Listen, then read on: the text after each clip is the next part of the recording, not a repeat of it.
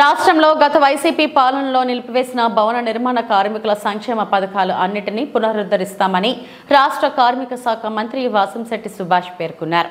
Janasena party ఆధ్వర్యంలో ముమ్మిడివరం మండలం మహిపాల చెరువు గ్రాండ్ పార్క్ కన్వెన్షన్ హాల్లో శుక్రవారం గుద్దటి జమీ అధ్యక్షతన జరిగిన సన్మాన విజయోత్సవ అభినందన సభలో కార్మిక శాఖ మంత్రి సుభాష్ ముఖ్య అతిథిగా పాల్గొని మాట్లాడారు.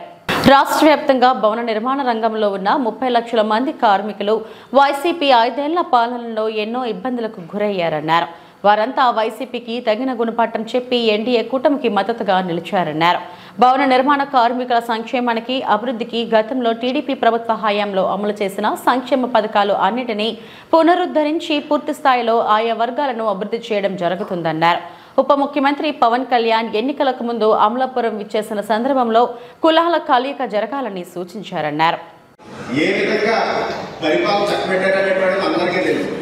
అతను ఏ మత్సాలైన నాయకుడు అవినీతి లేని ప్రభుత్వాన్ని చేస్తానని చెప్పేసి ఆయన ఎదగొచ్చాడు. బాబు గారు కూడా ఈ నియోజకవర్గంలో నేను రిక్వెస్ట్ చేస్తున్నాను. ఎందుకంటే ఆయన అదే బాడీలో ఉన్నారు కాబట్టి వైద్యులు చేయకుండా మనకు ఎవరైతే వర్క్ చేస్తారో వర్క్ చేసిన అధికారిని కేవలం అతను జీతాలకే పనిచేసేలాగా మీరు అటువంటి అధికారులు తెచ్చుకోవాలి. పంచాయతీలో ఏ వర్క్ జరిగినా సామాన్య పరువుడు ఎవరైనా అడిగే పరిస్థితి ఉన్నాయి. ఎక్కడ వర్క్ జరిగినప్పటికీ కూడా మీరు వాళ్ళు ఎస్టిమేట్ కాపీ మీరు అడిగి దాని ప్రకారంగా 80-90% వర్క్ జరిగేలా చూడాలని చెప్పేసి ఈ జనసేన గారికి పేరు తెచ్చిన వాళ్ళు అవుతారు. అదే విధంగా బుచ్చుబాబు గారు కూడా అదే పానీలో ఉన్నారు కాబట్టి ఆయన మన నియోజకవర్గంలో ఇది మనకు వరం.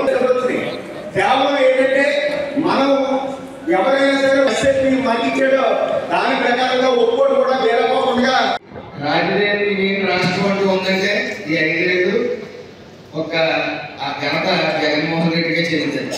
అది ఏది పిల్లలు అడిగినా సరే అది రాజధాని ఏంటంటే ఏం చెప్పాలో తెలియని పరిస్థితి. పిల్లలు గారు పెద్దలు అడిగినా సరే మరి ఉన్మాద పాలనలా చేశారు.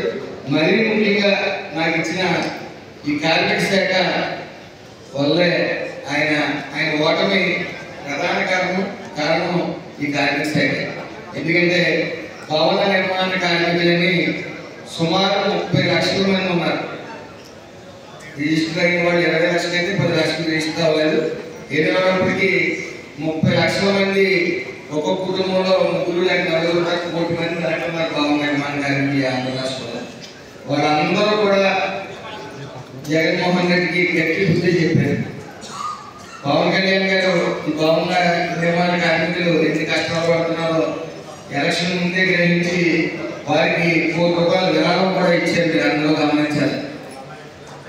అది గమనించి